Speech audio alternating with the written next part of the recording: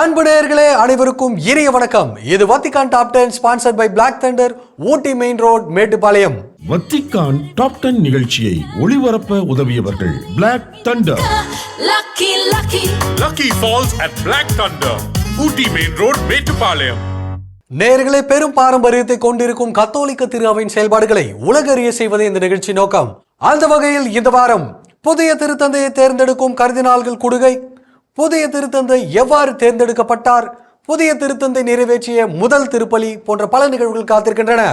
அனைத்தையும் அறிந்து கொள்ள வாருங்கள் இன்றைய நிகழ்ச்சிக்குள் போகலாம்.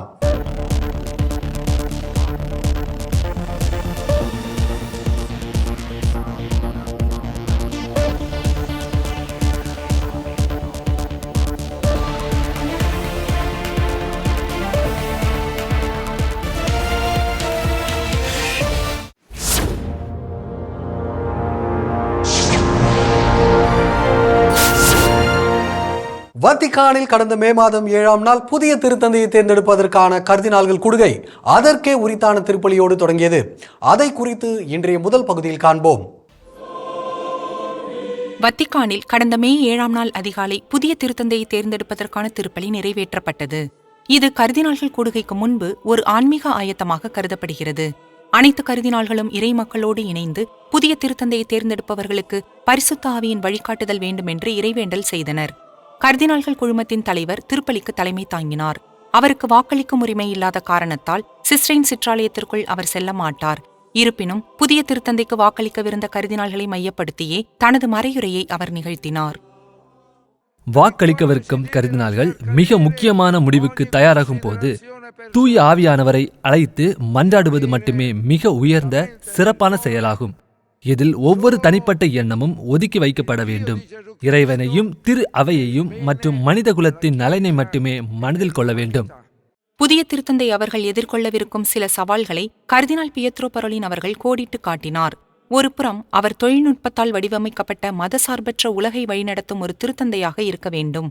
புதிய திருத்தந்தை அவர்கள் பொதுநிலையினர், குருக்கள் என அனைத்து நிலைகளிலும் உள்ள கிறிஸ்தவர்கள் மத்தியில் திரு அவையின் ஒற்றுமையை வளர்க்கும் பணியையும் அவர் மேற்கொள்வார். பாரம்பரிய முறைப்படி இந்த திருப்பலி புனித பேதுரு பேராலயத்தில் நடைபெற்றது. திருப்பலிக்கு பிறகு கர்தினால்கள் கூடுகை நடைபெறும் சாந்தா மார்த்தா இல்லத்திற்கு திரும்பியது குறிப்பிடத்தக்கது.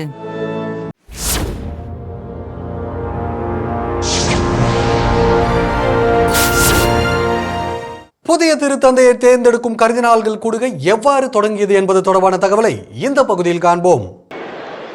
வத்திக்கானில் நடந்த கர்தினால்கள் கூடுகையின் முதல் புகை வெளியானதும் முதல் சுற்று வாக்கெடுப்பில் அதுவரை யாரும் திருத்தந்தையாக தேர்ந்தெடுக்கப்படவில்லை என்பது தெரிந்தது. இந்த சுற்று பொதுவாக ஒரு சோதனை வாக்குப்பதிவாக கருதப்படுகிறது. முக்கிய வேட்பாளர்கள் யார் என்பது பொதுவாக 2ஆம் நாளில் வெளிப்படும். ஒரு புதிய திருத்தந்தை கூட அன்றே தேர்ந்தெடுக்கப்படலாம். திருத்தந்தை பிரான்சிஸ், 14ஆம் பெனடிக்ட் மற்றும் 1ஆம் ஜான் பால் ஆகியோரை பொறுத்தவரை கர்தினால்கள் கூடுகை அப்படித்தான் இருந்தது.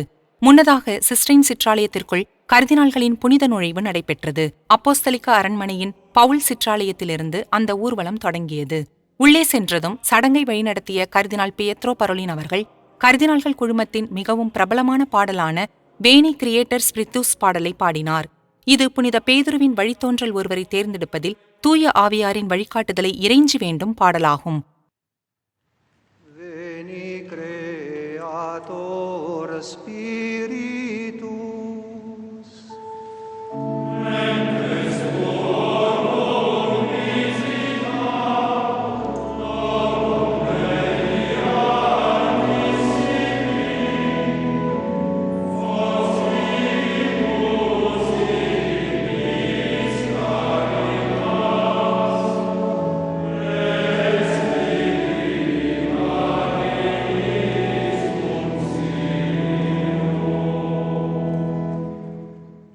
அடுத்ததாக வாக்களிக்கும் 133 கர்தினால்களும் ஒவ்வொருவராக கர்தினால்கள் கூடுகையின் உறுதிமொழியை எடுத்தனர்.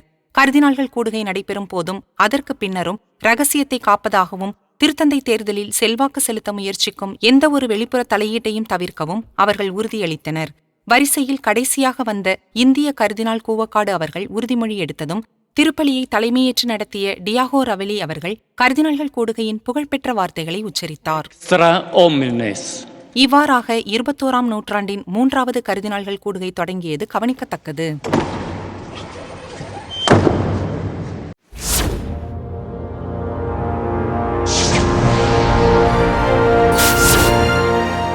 கர்தினால்கள் கூடுகையின் 2ஆம் நாளில் புதிய திருத்தந்தை அவர்கள் எவ்வாறு தேர்ந்தெடுக்கப்பட்டார் என்பது தொடர்பான தகவலை இந்த பகுதியில் காண்போம். கர்தினால்கள் குழுமத்தின் 2ஆம் நாளில் சிஸ்டைன் சிற்றாலயத்திலிருந்து வெள்ளைப்புகை வருமா என்று பார்ப்பதற்காக உலகம் முழுவதிலுமிருந்து ஆயிரக்கணக்கான மக்கள் புனித பேதுரு சதுக்கத்தில் கூடினர். நான் ரோம் நகருக்கு வருவது இதுவே முதல் முறை.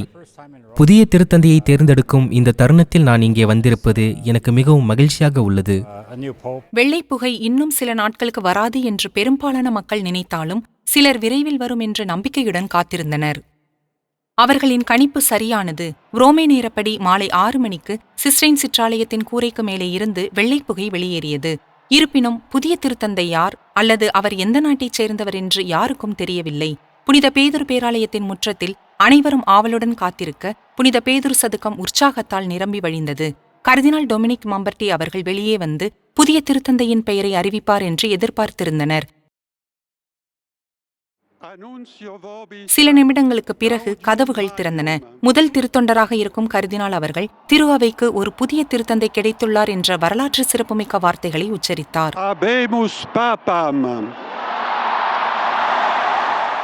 அமெரிக்காவிலிருந்து தேர்ந்தெடுக்கப்பட்ட முதல் திருத்தந்தை ராபர்ட் பிரான்சிஸ் பிரிவோஸ்ட் அவர்கள் 14ஆம் லியோ என்பதை தனக்கான பெயராக தேர்ந்தெடுத்தார். சில நிமிடங்களுக்கு பிறகு புதிய திருத்தந்தை பால்கனிக்கு வந்தார். மக்கள் கரவொலி எழுப்பி தங்களது மகிழ்ச்சியை தெரிவித்துக் கொண்டனர்.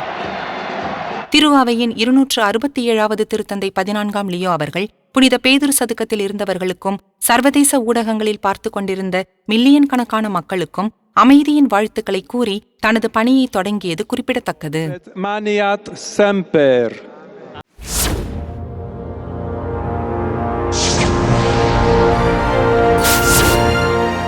புதிதாக தேர்ந்தெடுக்கப்பட்டிருக்கும் திருத்தந்தை அவர்கள் எப்படிப்பட்டவர் என்பது தொடர்பான தகவலை இந்த பகுதியில் காண்போம். அமெரிக்காவிலிருந்து தேர்ந்தெடுக்கப்பட்ட முதல் திருத்தந்தை 14ஆம் லியோ அவர்கள் விவேகமிக்கவர் என்று வத்திக்கானால் நன்கு அறியப்பட்டவர். திருப்பீடத்தின் முக்கிய பேராயங்களில் ஒன்றான எதிர்கால ஆயர்களையும் கத்தோலிக்க திரு அவையின் எதிர்கால படிநிலைகளையும் திருத்தந்தைக்கு பரிந்துரைக்கும் பொறுப்பை அவர் ஏற்றிருந்தார். அவர் மிகவும் அரிதாகவே ஊடகங்களில் காணப்பட்டார். அவரின் மக்கள் தலையீடு மிக குறைவாகவே இருந்திருக்கின்றன. அரிதான தருணம் ஒன்றில் அவர் ஒரு அறிக்கையை வெளியிட்டார். அது வத்திகான் சுவிஸ் காவல்படை பற்றிய ஆவணப்படத்தின் விளக்க காட்சியின் போது நடந்ததாகும். அந்த காவலர்கள்தான் இனி அவரை பாதுகாக்கும் பொறுப்பை ஏற்பார்கள். நான் வத்திக்கானில் சுமார் 1.5 வருடங்களாகத்தான் பணிபுரிகிறேன். திருத்தந்தையின் காவலர்களான சுவிஸ் காவலர்கள் மீது நான் மிகுந்த மரியாதை வைத்துள்ளேன். அவர்களுக்கும் அவர்களின் பாரம்பரியத்திற்கும் மதிப்பளிக்கிறேன். அவர்கள் திருத்தந்தையின் பயணங்களிலும் திருத்தந்தையின் இல்லத்திலும் திருத்தந்தையின் நடவடிக்கைகளிலும் மற்றும் பல நிலைகளிலும் பெரும் பாதுகாப்பை வழங்குகிறார்கள். திருத்தந்தை 14ஆம் லியோ அவர்கள் சிகாகோவில் பிறந்தார். ஆனால் அவரது பெற்றோர் ஐரோப்பிய மரபை கொண்டுள்ளனர். அவர் புனித அகுஸ்தினார் துறவற சபையின் துறவியாவார். அச்சபையின் தலைவராக இருந்த இவர் 1977ஆம் ஆண்டு அங்கு புதுமுக துறவியாக சேர்ந்தார். அவர் திரு அவை சட்டத்தில் முனைவர் பட்டம் பெற்றவர். எல்லாவற்றிற்கும் மேலாக அவர் ஒரு மறைத்தூது பணியாளரும் ஆவார். அவர் பெருவில் ஆயராகவும் பணியாற்றினார்.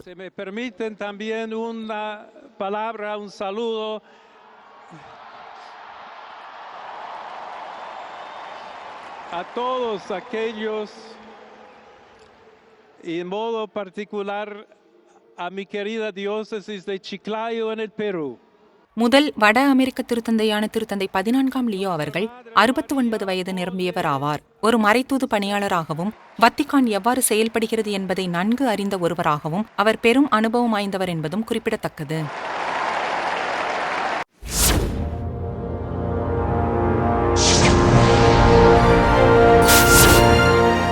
புதிதாக தேர்ந்தெடுக்கப்பட்டிருக்கும் திருத்தந்தை 14ஆம் லியோ அவர்கள் மக்களுக்கு முன்பாக தோன்றிய காட்சிகளை இந்த பகுதியில் காண்போம். புனித பேதுரு சதுக்கத்தின் முற்றத்தில் புதிய திருத்தந்தை எந்த தோற்றத்தில் வருவார் என்று யாரும் அறிந்திருக்கவில்லை. திருத்தந்தை பிரான்சிஸ் அவர்களைப் போன்று எளிய வெள்ளை அங்கியை அணிந்திருப்பாரா அல்லது 16ஆம் பெனடிக்ட் அவர்களைப் போன்று திருத்தந்தைக்கே உரித்தான சிவப்பு ஆடைகளை அணிந்திருப்பாரா? அவர் கூறப்போகும் செய்தி எதை மையப்படுத்தி இருக்கும் போன்ற பல கேள்விகளோடு அனைவரும் காத்திருந்தனர். கடந்த 7ஆம் நாள் ரோமே நேரப்படி இரவு 7:23 அக்கேள்விகளுக்கான விடை கிடைத்தது. திருத்தந்தை 14ஆம் லியோ அவர்கள் பாரம்பரிய திருத்தந்தைக்கான ஆடைகளான சிவப்பு மொசட்டாவையும் திருநேரியல் எனப்படும் தோல் துகிலையும் தங்கத்தாலான சிலுவையை மார்பில் அணிந்தவாறும் புனித பேதுரு சதுக்கத்தின் முற்றத்தில் உலகிற்கு முன்பு தோன்றினார். அந்த தோற்றம் திருத்தந்தை 2ஆம் ஜான் பால் மற்றும் திருத்தந்தை 16ஆம் பெனடிக்ட் ஆகியோரின் தோற்றங்களை நினைவூட்டியது.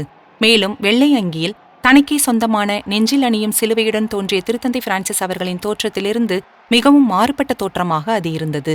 அவர் சிறிது தயக்கத்தோடு புன்னகைத்தார். சிறிது நேரம் அவர் தனது உணர்ச்சிகளை கட்டுப்படுத்த முயன்றது போல் தோன்றியது. அவர் இயல்பு நிலைக்கு திரும்ப சிறிது நேரம் ஆனது.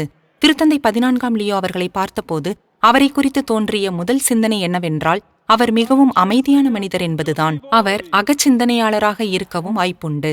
அவர் நன்கு திட்டமிடுபவராய் இருப்பார் எனவும் பேசுவதற்கு முன்பு சிந்திப்பவராய் இருப்பார் எனவும் அவருடைய தோற்றமும் வார்த்தைகளும் வெளிப்படுத்தின. Cristo risorto, una pace disarmata e una pace disarmante, umile e perseverante. அதற்கு சான்றாக அவர் தனது முதல் உரையை எழுதி தயாரித்திருந்தார். ஒவ்வொரு வாக்கியமும் அளவிடப்பட்டதாகவும் தெளிவான நோக்கத்தை கொண்டதாகவும் தோன்றியது. அவரது முதல் வாக்கியம் அவரது பணிக்கால திட்டங்கள் ஒன்றின் முன்னோட்டமாக இருக்கலாம். அவர் அமைதி என்ற வார்த்தையை 10 முறைக்கு குறையாமல் வெவ்வேறு சூழல்களில் திரும்ப திரும்ப கூறினார். திருத்தந்தை 14ஆம் லியோ அவர்கள் தனது முன்னோடியான திருத்தந்தை பிரான்சிஸ் அவர்களையும் குறிப்பிட்டார். அவர் இறுதியாக பொதுமக்கள் மத்தியில் காணப்பட்ட தருணத்தை அவர் நினைவு கூர்ந்தார். ஆனால் திருத்தந்தை பிரான்சிஸ் அவர்களைப் போலல்லாமல் வேறுபட்ட புதிய பாணியுடன் கூடிய செய்தியை அவர் கூறிய சொற்றொடர்கள் மூலம் கேட்க முடிந்தது.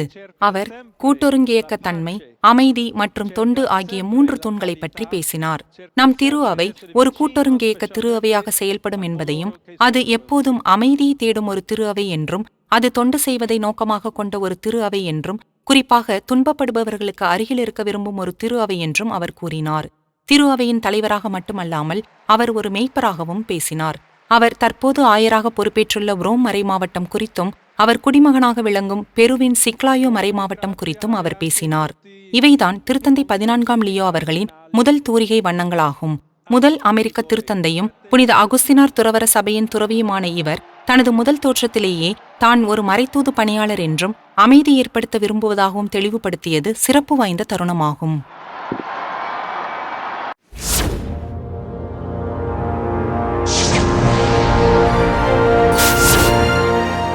புதிய திருத்தந்தை அவர்கள் நிறைவேற்றிய முதல் திருப்பலி குறித்து இந்த பகுதியில் காண்போம்.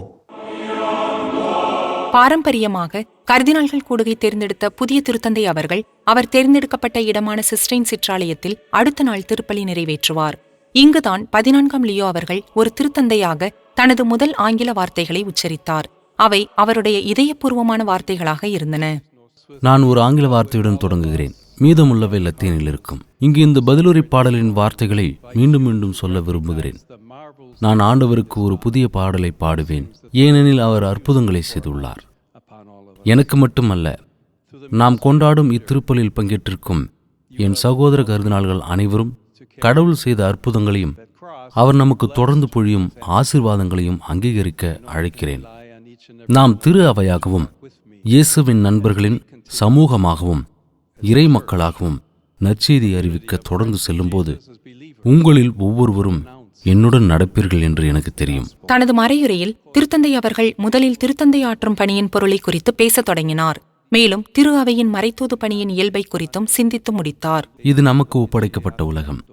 இதில் திருத்தந்தை பிரான்சிஸ் அவர்கள் அடிக்கடி கற்பித்தது போல மீட்பராகிய இயேசுவின் மகிழ்ச்சியான நம்பிக்கையின் சாட்சிகளாக வாழ நாம் அழைக்கப்படுகிறோம். இந்த கடைசி வார்த்தைகள் 2ஆம் வத்திக்கான் சங்கத்தின் மிக முக்கியமான ஆவணங்களில் ஒன்றான லூமன் ஜென்டியத்திலிருந்து வந்தவையாகும். இது கத்தோலிக்க திரு அவையின் இயல்பு மற்றும் பணியை குறித்து பேசுகிறது. திருப்பலியின் மிகவும் நெகிழ்ச்சியான தருணம் முடிவில் வந்தது. திருத்தந்தை 14ஆம் லியோ அவர்கள் அனைவர் மத்தியிலும் சென்று அனைவருக்கும் தனது அப்போஸ்தலிக்க ஆசீர்வாதத்தை வழங்கிய போது கர்தினால்கள் அனைவரும் கரவொலி எழுப்பி தங்கள் மகிழ்ச்சியை தெரிவித்தது உணர்வுபூர்வமான தருணமாகும்.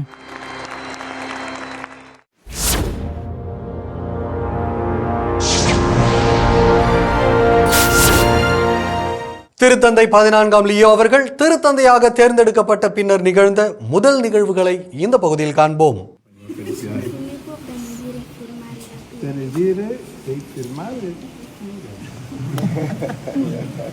Devo fare alcune prove della firma. C'è quella vecchia che non serve più. Va più bene. திருத்தந்தை 14ஆம் லியோ அவர்களிடம் ஒரு சிறுமி தனது திருவிவிலியத்தை ஆசீர்வதித்து கையொப்பமிட கேட்டபோது அவர் விளையாட்டாக கையொப்பமிட தான் இன்னும் பயிற்சி எடுக்க வேண்டும் என்று கூறினார். தான் திருத்தந்தையாக தேர்ந்தெடுக்கப்படுவதற்கு முன்பு தங்கியிருந்த கட்டிடத்தில் வசிக்கும் மக்களை அவர் சந்தித்த போதுதான் இது நடந்தது. இவ்விடம் வத்திக்கானுக்குள் அமைந்துள்ளது.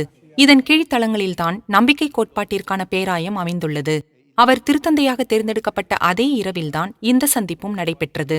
மறுநாள் கர்தினால்கள் குழுமத்துடன் திருப்பலி நிறைவேற்றிய பிறகு அவர் எடுத்த முதல் முடிவுகளும் வெளியிடப்பட்டன. திருத்தந்தை 14ஆம் லியோ அவர்கள் ரோமை தலைமை செயலகத்தில் உள்ள அனைத்து பதவிகளையும் தற்காலிகமாக புதுப்பிப்பார் என்று வத்திக்கான் கூறியது. திருத்தந்தை பதவியில் யாரும் இல்லாதிருக்கும் போது ரோமை தலைமை செயலகத்தின் உயர் அதிகாரிகள் பதவி விலகுவது வழக்கம்.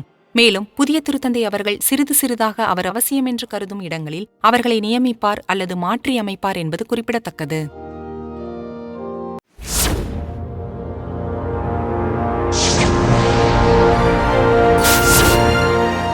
புதிய திருத்தந்தை அவர்களின் முதல் பணி சார்ந்த கூட்டத்தில் நிகழ்ந்தவற்றை இந்த பகுதியில் காண்போம். திருத்தந்தை 14ஆம் லியோ அவர்கள் தனது முதல் கூட்டத்தை மே 10ஆம் நாள் சனிக்கிழமை அன்று மாமன்ற அரங்கில் நடத்தினார். அங்கு அவர் ரோமையில் இருந்த அனைத்து கர்தினால்களையும் சந்தித்தார். இந்த கூட்டத்தின் போது திருத்தந்தை அவர்கள் தனது முன்னுரிமைகளின் ஒரு பகுதியை கோடிட்டு காட்டினார். அவை 2ஆம் வத்திக்கான் சங்கத்தின் போதனைகள் மற்றும் திருத்தந்தை பிரான்சிஸ் அவர்களின் அப்போஸ்தலிக்க அறிவுரை இவாஞ்சலி காடியத்துடன் ஒத்துப்போகின்றன என்பதை அவர் வலியுறுத்தினார். இந்த ஆவணத்தில் திருத்தந்தை பிரான்சிஸ் அவர்கள் திரு அவை கவனிக்க வேண்டிய பல பகுதிகளை அடையாளம் காட்டியிருந்தார். திருத்தந்தை அவர்கள் இந்த தலைப்புகளில் சிலவற்றை எடுத்துரைத்து அவற்றின் முக்கியத்துவத்தை நினைவூட்டினார். திருத்தந்தை அவர்கள் லியோ என்ற பெயரை தான் தேர்ந்தெடுத்த காரணத்தையும் கர்தினால்களுக்கு வெளிப்படுத்தினார். 19ஆம் நூற்றாண்டின் பிற்பகுதியிலும் 20ஆம் நூற்றாண்டின் தொடக்கத்திலும் தொழில் புரட்சியால் ஏற்பட்ட மனிதநேயமற்ற தன்மையை எதிர்கொண்ட திருத்தந்தை 13ஆம் லியோ அவர்களால் தான் ஈர்க்கப்பட்டதாக அவர் விளக்கினார். திருத்தந்தை 14ஆம் லியோ அவர்கள் தான் தேர்ந்தெடுக்கப்பட்டதற்கு பின்னால் வேறு பல காரணங்கள் இருந்ததாக குறிப்பிட்டாலும் புனித பிரான்சிஸ் அவர்களின் முதல் சீடரை குறிப்பிடும் வகையில் லியோ என்ற பெயரை தேர்ந்தெடுத்தாரா என்பதை அவர் தெளிவுபடுத்தவில்லை. இருப்பினும் அவர் தேர்ந்தெடுக்கப்பட்ட பிறகு மிகவும் தெளிவாக தெரிந்தது என்னவென்றால், கர்தினால்கள் குழுமத்திற்குள் சிந்தனைகளை ஊக்குவிக்கும் வகையில் முந்தைய திட்டங்களை தொடர திருத்தந்தை அவர்கள் விரும்புகிறார் என்பது குறிப்பிடத்தக்கது.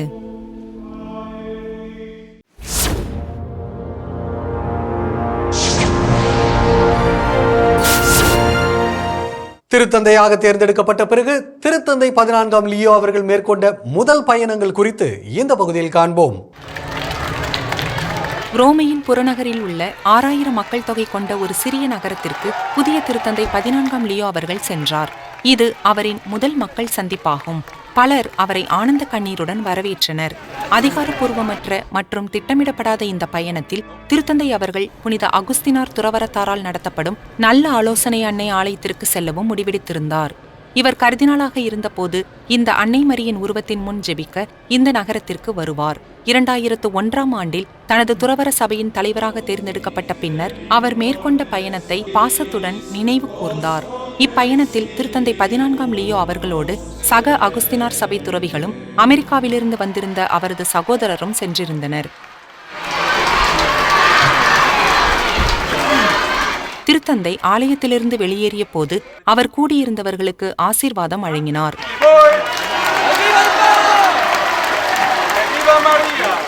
இந்த பயணத்தின் அடுத்த நிறுத்தம் புனித மேரி மேஜர் பேராலயம் மற்றும் மறைந்த திருத்தந்தை பிரான்சிஸ் அவர்களின் கல்லறை ஆகும். நல்ல ஆலோசனை அன்னை ஆலயத்திலிருந்து புனித மேரி மேஜர் பேராலயம் வரை திருத்தந்தை 14ஆம் லியோ அவர்கள் பலரை ஆச்சரியப்படுத்தினார். சக்கர நாற்காலியில் இருந்த ஒரு பெண்ணோடு திருத்தந்தை அவர்கள் பேசினார். அந்த பெண் தனது முழங்கால்களை ஆசீர்வதிக்கும்படி கேட்டார்.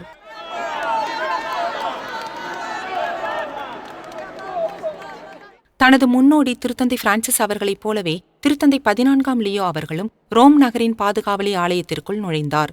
அவர் ஒரு பூங்கொத்தை வைத்து அன்னை மரியின் உருவத்தின் முன் ஜெபித்தார். பின்பு அவர் திருத்தந்தை பிரான்சிஸ் அவர்களின் கல்லறையை அணுகி ஒரு வெள்ளை ரோஜாவை வைத்து முழந்தாளில் ஜெபித்தார். சில நிமிடங்கள் அமைதியான உணர்வுகளுடன் கடந்த பிறகு திருத்தந்தை 14ஆம் லியோ அவர்கள் வத்திக்கானுக்கு திரும்பினார்.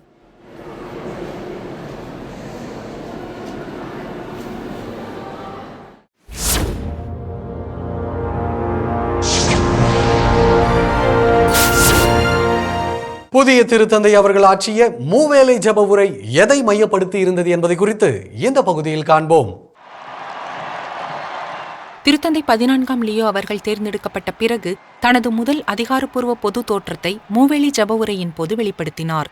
இந்த தருணத்தை காண சுமார் 1,00,000 மக்கள் புனித பேதுரு சதுக்கத்திலும் அதை சுற்றியுள்ள தெருக்களிலும் கூடியிருந்தனர். சமீபத்திய பாரம்பரியத்திலிருந்து விலகி திருத்தந்தை 14ஆம் லியோ அவர்கள் அப்போஸ்தலிக்க அரண்மனையின் ஜன்னலுக்கு பதிலாக புனித பேதுரு பசிலிக்காவின் மத்தியிலிருந்த முற்றத்தில் தோன்றினார். அது மூடப்பட்டே இருந்தது. புதிய திருத்தந்தை அவர்கள் ரெஜினா சீலி என்ற மூவேளை ஜெபத்தை பாடி ஜெபித்தது சிறப்பான தருணமாக விளங்கியது.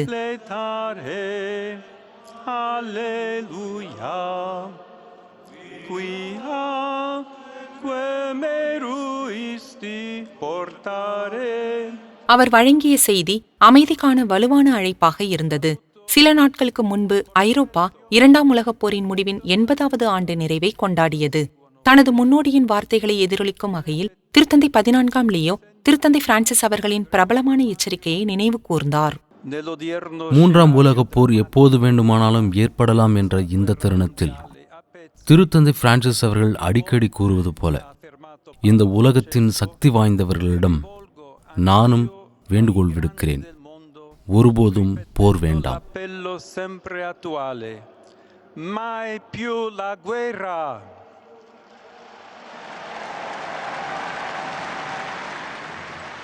குறிப்பாக காசாவில் அமைதி ஏற்பட அவர் அழைப்பு விடுத்தார். மேலும் இந்தியா பாகிஸ்தானுக்கு இடையேயான சமீபத்திய போர் நிறுத்தத்தை பாராட்டினார்.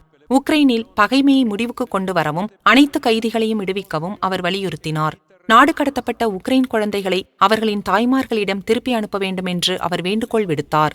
இது ரஷ்ய அதிகாரிகளுடன் நீண்ட காலமாக திருப்பிடம் எடுத்து வரும் அமைதிக்கான முயற்சிகளில் ஒன்றாகும். இறுதியாக அன்றைய நாளில் கொண்டாடப்பட்ட அன்னையர் தினத்தை முன்னிட்டு திருத்தந்தை 14ஆம் லியோ அவர்கள் அனைத்து தாய்மார்களுக்காகவும் ஜெபிக்க இறை மக்களுக்கு அழைப்பு விடுத்தது குறிப்பிடத்தக்கது. என் அன்பு நேயர்களே, இன்றைய நிகழ்வுகள் அனைத்தும் நீங்கள் பயன்பெறும் வகையில் அமைந்திருக்கும் என்று நாங்கள் நம்புகிறோம். மீண்டும் அடுத்த வாரம் உங்களை சந்திக்கிறோம். இது Vatican top 10 sponsored by Black Thunder, Ooty main road, Mettupalayam. நன்றி, வணக்கம். மரியே வாழ்க.